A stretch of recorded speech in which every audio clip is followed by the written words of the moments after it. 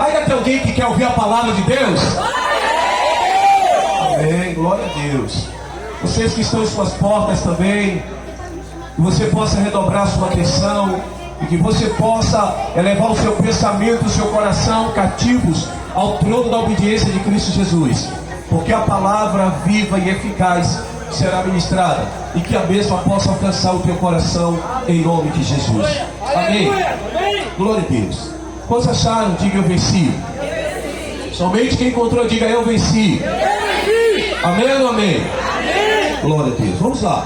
Aí citados, diz assim a palavra da verdade, capítulo 15, a partir do versículo 11, a parábola do filho pródigo. Amém, queridos? Também quero louvar a Deus pela vida daqueles que estão na minha companhia, que vieram na minha companhia. São discípulos que Deus me confiou. Está ali Jefferson da Paixão, além de ser meu primo também discípulo. O Indy Clay também está ali. E Herbert Igor também, que é meu primo. Todos três meus discípulos e dois primos. Amém? Estão na minha companhia também. Deus abençoe, queridos. Vamos lá, capítulo 15, versículo 11, diz assim a palavra da verdade. Continuou: certo homem tinha 2 filhos. Quantos filhos? Quantos filhos? É o que está escrito. Certo homem tinha 2 filhos. O versículo 12 diz: o mais moço deles disse ao pai: pai, dá-me a parte dos bens que me cabe. E ele lhes repartiu os haveres. Versículo 13: passados não muitos dias, o filho mais moço, ajuntando tudo o que era seu, partiu para uma terra próxima. Alguém está lendo aí? Partiu para uma terra próxima. Vocês não estão lendo? Uma terra distante. Partiu para uma terra próxima? Alguém está lendo? Partiu para uma terra longínqua, distante. Como tiveram a sua tradução? O significado é o mesmo. E o texto diz, no versículo 13, que ele, pegando todos os seus bens, os seus haveres, partiu para uma terra distante e lá dissipou todos os seus bens, vivendo dissolutamente. Versículo de número 14. Depois de ter consumido tudo, sobreveio àquele país uma grande fome, e ele começou a passar necessidade. O 15. Então ele foi e se agregou a um dos cidadãos daquela terra, e este o mandou para os seus campos guardar porcos. Versículo 16.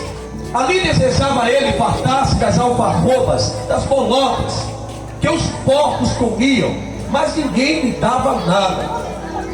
17. Então caindo em si,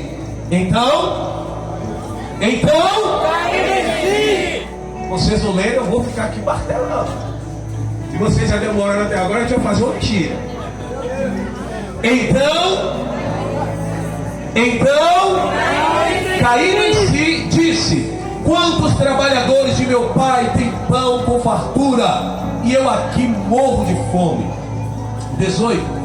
Levantar-me-ei e irei ter com meu pai, e lhe direi: pai, pequei contra o céu e diante de ti, já não sou digno de ser chamado teu filho, trata-me como um dos teus trabalhadores. Versículo 20. E levantando-se foi para seu pai. Vinha ele ainda longe, quando seu pai o avistou, e compadecido dele, correndo, o abraçou e o beijou. E o filho lhe disse: pai, pequei contra o céu e diante de ti, já não sou digno de ter ou de ser chamado teu filho. O pai, porém, disse aos seus servos: trazei depressa a melhor roupa, veste-o, ponde-lhe o anel no dedo e sandália nos pés. Trazei também e matai o novilho cevado, comamos e regozijemo-nos, porque este meu filho estava morto e reviveu, estava perdido e foi achado, e começaram a regozijar-se. Meus santos, você ainda tem um pouco de paciência para ouvir a palavra de Deus? As crianças, eu sei que as crianças amam ouvir a palavra de Deus, porque vocês são o futuro da igreja.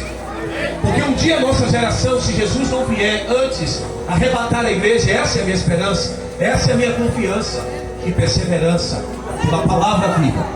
Se ele não vier antes, um dia serão vocês que darão continuidade ao que nós estamos fazendo. É por isso que eu amo as crianças, porque elas amam ouvir a palavra de Deus.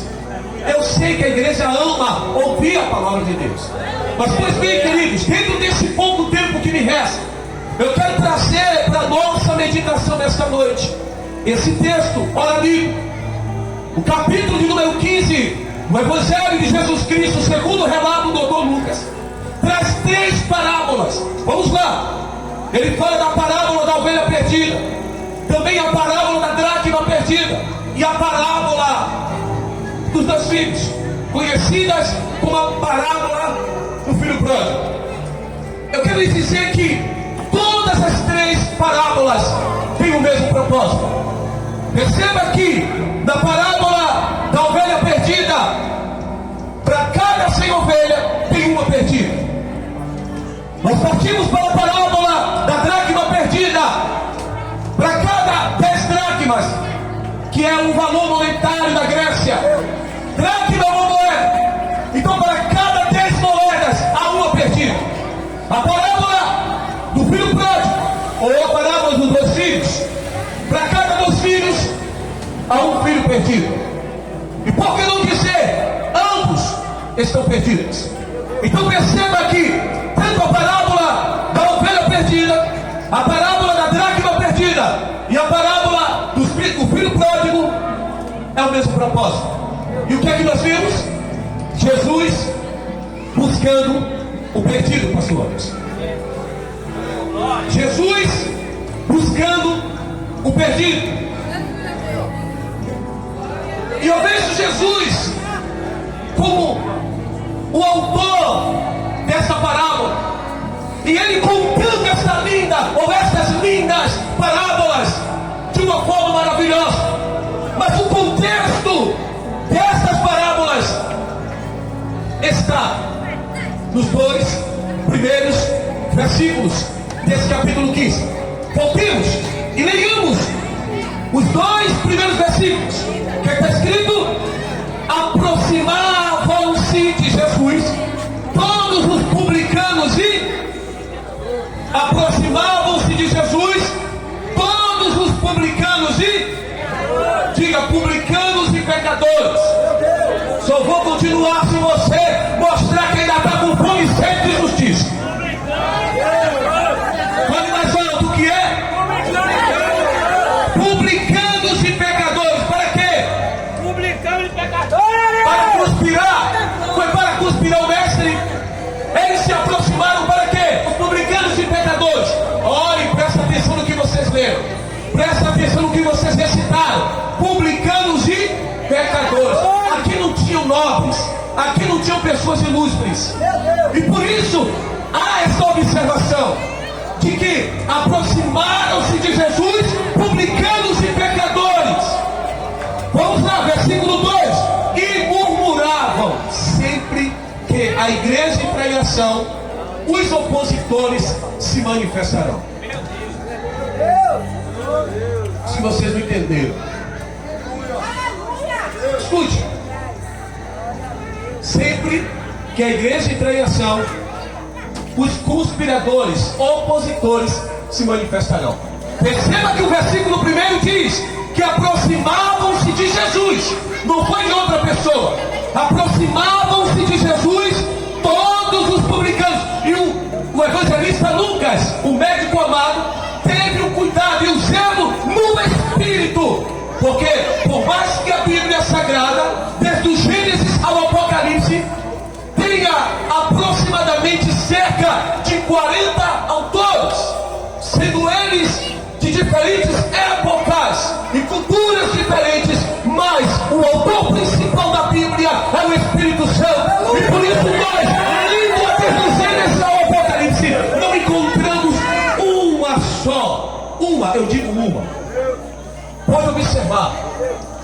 contradição. Pode sim haver interpretações erradas, mas não contradições. Posso ouvir um amém? Então perceba, os publicanos e pecadores se aproximaram para ouvir a Jesus, porém murmuravam os fariseus e os escribas dizendo: este recebe pecadores e come com eles. Olha, imagine, eu falei anteriormente que tanto a parábola da ovelha perdida, vocês percebem que esse pastor, ele tem 100 ovelhas, porém ele vai arrebanhá-las, e quando chega no aprisco, ele conta cuidadosamente as ovelhas e percebe que falta uma. Cansado, esgotado, ele deixa as 99 dentro do aprisco e vai atrás daquela uma ovelhinha que estava perdida. Diz que encontrando-a, ele coloca com alegria nos seus ombros e retorna para o aprisco. Então perceba, na parábola da dracma perdida, esta mulher, quando ela encontra essa dracma, talvez para algumas pessoas não tivesse dando valor, mas para ela representava muito. E depois que ela encontra, ela chama as suas vizinhas e amigas e celebram dizendo: venham, alegrem-se comigo, porque eu achei a minha dracma. Não diferente a parábola do filho pródigo, que é a que eu quero aqui enfatizar. Todas as três, a gente vê Jesus correndo atrás do perdido. E mesmo que ele tivesse desenvolvendo o seu ministério, cumprindo o papel, a função, o ministério que lhe foi designado pelo seu pai, ainda assim se levantaram murmuradores, questionadores, para dizer que enquanto Jesus estava buscando essas almas preciosas, eles diziam que Jesus estava comendo com pecadores. Escute, e por esse mesmo motivo, Jesus traz essa ilustração. Eu poderia falar aqui rapidamente sobre o porquê de Jesus ter usado essa ilustração. Porque se nós olharmos, dentro desses 2 versículos está a figura daquele filho, o irmão do filho pródigo, que ficou dentro de casa. Porque por mais que ele tenha afirmado nunca ter abandonado o seu pai, nunca ter saído de dentro de casa e sempre ter se esforçado para servir o seu pai, presta atenção, no final da história, quando o seu irmão regressa,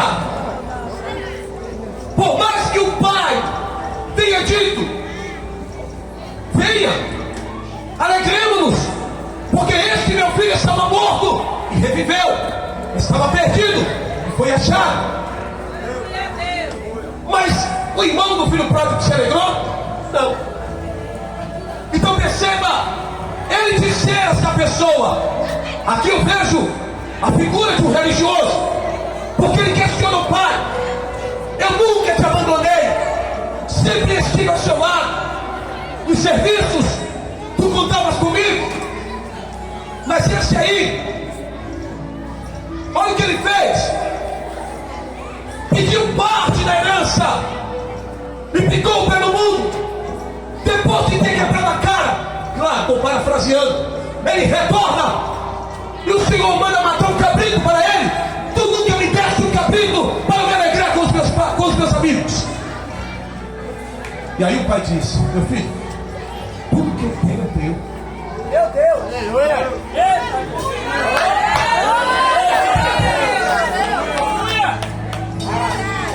Irmãos, vejamos que contraste. Em contrapartida, o filho pródigo, eu quero falar sobre 4 fases. E eu quero ser rápido, por isso preste atenção. Redobre a sua atenção, porque Deus tem uma palavra de norte essa noite. Escute.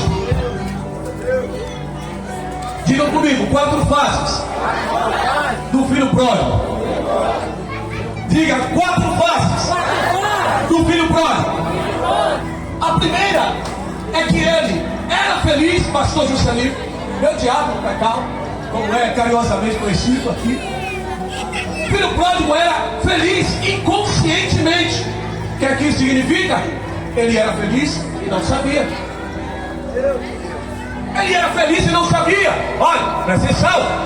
O pai, ele é uma figura de um homem muito rico, cheio de posses, de bens e homens aos seus serviços.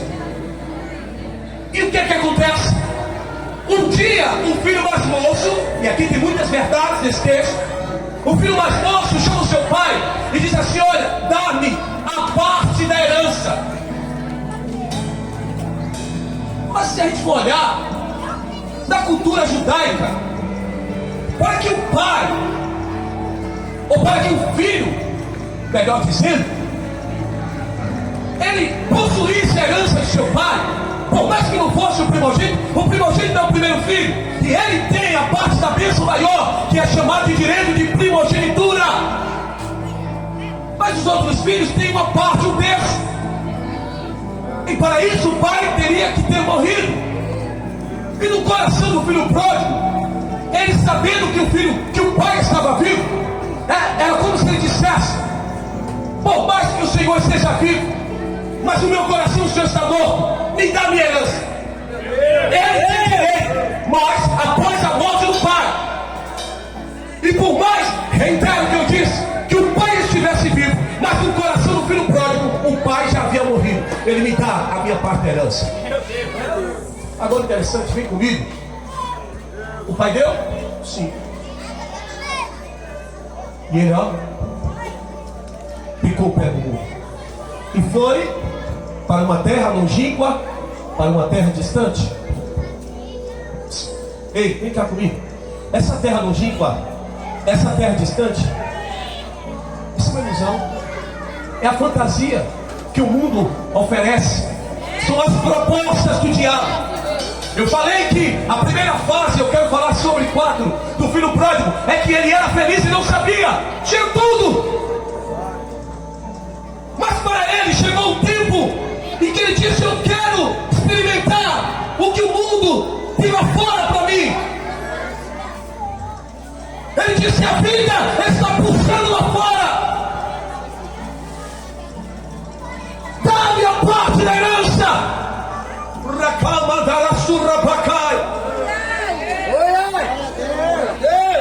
Você sabe o que é que eu vejo aqui? Pastor de Xerém, igreja do Senhor. Um sentimento chamado insatisfação. Eu queria fazer uma conjectura, uma analogia do filho pródigo com você, comigo. Quantas vezes o nosso pai, que na cruz do Calvário disse: está consumado, está feito, está cumprido. E naquele momento, biblicamente falando, tudo foi providenciado para você e para mim, que somos filhos autênticos do Deus Altíssimo. Mas às vezes isso não parece ser suficiente. Parece não ser suficiente, porque nós tomamos o rumo, muitas vezes, do filho pródigo. Sabe o que significa pródigo? Que vem de prodigalidade, desperdiçador. Deus já nos abasteceu, irmãos. E às vezes há esse sentimento de insatisfação. E aí, eu quero ver o que é que o mundo tem a me oferecer. A vida está puxando lá fora. E ele pega tudo, a sua parte, e vai para uma terra distante, a terra da fantasia, a terra das ilusões. E o texto diz que chegando lá, ele viveu uma vida dissoluta. É o que está escrito no texto que nós lemos. Diz o texto: passados não muitos dias, o filho mais moço, juntando tudo o que era seu, partiu para uma terra distante e lá dissipou, gastou todos os seus bens, vivendo dissolutamente. Meu Deus. Versículo 14: depois de ter consumido tudo, depois de ter gasto tudo,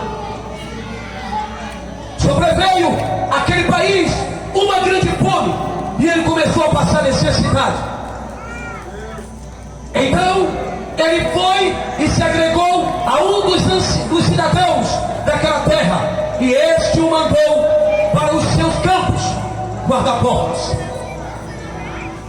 Eu falei sobre as 4 fases do filho pródigo. A primeira, ele era feliz inconscientemente, ou seja, era feliz e não sabia. A segunda, ele era infeliz numa terra distante, inconscientemente, ou seja, ele era infeliz e ainda não tinha descoberto isso. Estava insistindo na vida como ele mesmo escolheu.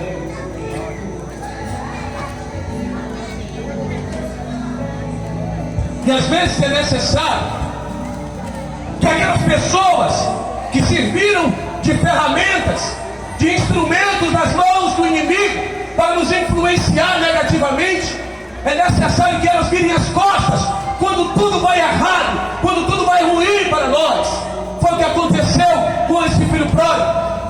Enquanto ele tinha ainda a sua herança, enquanto ele tinha bens, ele estava cercado de pessoas travestidas de amigos. E aí diz a Bíblia, no versículo 16: ali desejava ele fartar-se, alimentar-se das alfarrobas que os porcos comiam, mas ninguém lhe dava nada. É o que eu falei, ele era infeliz inconscientemente, ainda não tinha descoberto. Ei, presta atenção. Aí o versículo 17 diz: então caindo em si. Eu quero que você lê isso aí para mim. O que está escrito? Versículo 17. O que está escrito aí? Parece que estão anestesiados. Aleluia. Versículo 17, que está escrito, capítulo 15.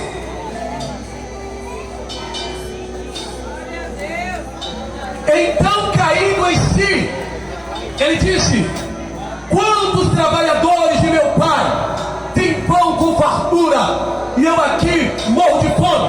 Agora essa é a terceira fase do filho pródigo. Se vocês não lembram, a primeira, ele era feliz e não sabia, na casa do pai. E aí, achou que a vida estava pulsando lá fora, pediu parte da sua herança, ficou pelo mundo e foi para uma terra distante, onde viveu dissolutamente. E agora, ele vive uma vida infeliz, inconscientemente. E aí, quando não havia mais sustento, o meio para que ele se mantivesse numa terra distante, onde agora ninguém é de ninguém, Meu Deus. a única coisa que ele pôde fazer foi cuidar de porcos. Agora eu quero chamar a sua atenção para algo. Olha a forma como o Espírito de Deus, por intermédio do Dr. Lucas, traz essa mensagem. Por que porcos? Porque porcos, para os judeus, é um animal impuro, e vocês sabem, eles não comem de jeito maneira carne de porcos, por tratar-se de um animal impuro. E quando o texto diz que ele agora foi cuidar de porcos e desejava alimentar-se com o resto que sobrejava da comida dos porcos, agora é o extremo. Ele está numa extrema vergonha, humilhação. E aí vem o versículo 17: então caindo em si, agora é a terceira fase. Agora ele é infeliz conscientemente, porque o texto diz: então caindo em si. Eu compreendo que, olhe para mim por favor, ei, caindo em si, eu percebo que, à luz desse texto sagrado, as escolhas, decisões erradas que tomamos, é fora de si. A escolha para estar no alcoolismo é de alguém fora de si. A escolha para adulterar é de alguém fora de si, porque não mede as suas consequências. A escolha para viver uma vida dissoluta, uma vida de prostituição, uma vida mergulhada no lamaçal do pecado, é de uma pessoa fora de si. Porque o texto diz: então caindo em si. Agora ele raciocina. Agora ele pensa duas vezes antes de tomar tais decisões. Agora ele parece ser uma pessoa ajuizada. Alguém que tem juízo. Ei, jovem. Ei, moço. Ei, moço. Você que me ouve, aonde chegar, ao alcance dessa aparelhagem de som, cuidado com as suas escolhas. Não passe o cartão desesperadamente, porque um dia a fatura chega, um dia a conta chega. Um dia a culpa chega. Todos, quando tomam essas decisões erradas, estão fora de si, segundo a palavra da verdade.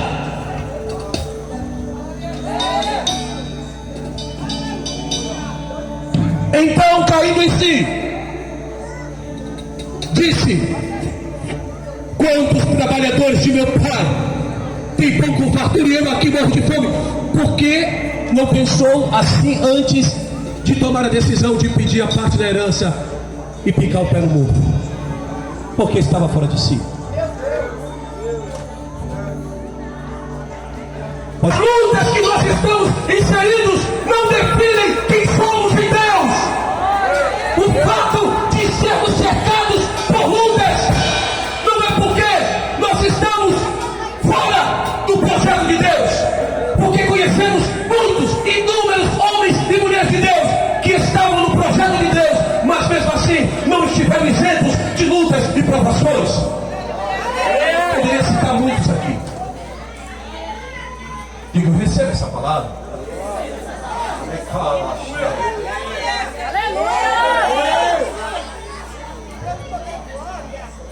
Quantos trabalhadores de meu pai tem pão com fartura, eu aqui morri de fome. A terceira fase, ele agora percebe que ele é infeliz numa terra distante. Agora vem a quarta fase, porque eu já quero chegar para o final. A quarta fase do filho pródigo, versículo 18: levantar-me-ei, irei ter com meu pai e lhe direi: pai, pequei contra o céu e diante de ti, já não sou digno de ser chamado teu filho. Trata-me como um dos teus trabalhadores. Perceba, quando ele cai em si e ele vê que ele é infeliz, que ele errou terrivelmente em tomar a decisão de pedir parte da sua herança e partir para essa terra distante, achando que a vida estava pulsando lá fora, e até viveu alguns momentos.